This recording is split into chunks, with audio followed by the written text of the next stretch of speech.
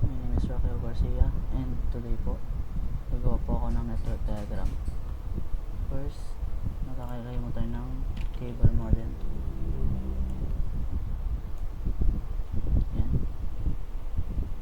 Then, router. Home router. And add tayo ng PC.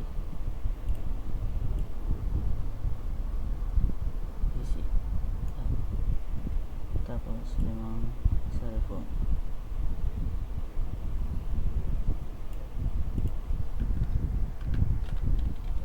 Smartphone.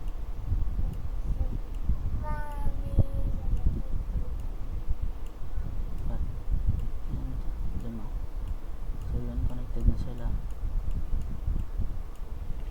And pagkakonectin naman natin yung cable modem sa router. Itong PC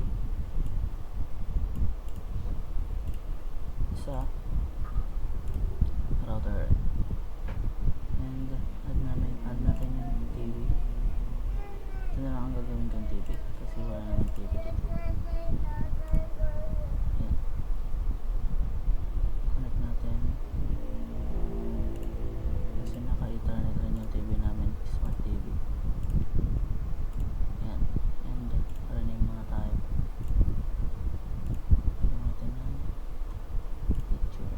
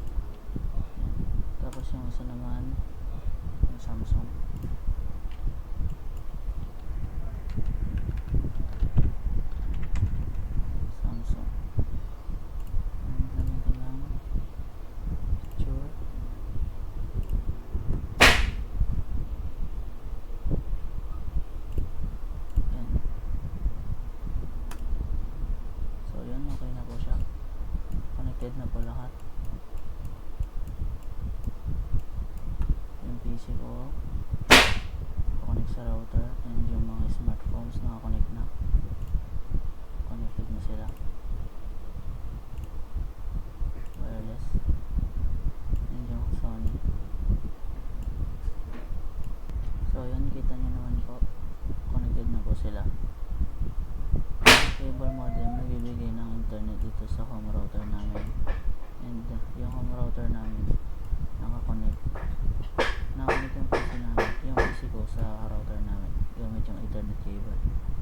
And itong Sony Smart TV rin namin, gamit rin niya yung Ethernet cable.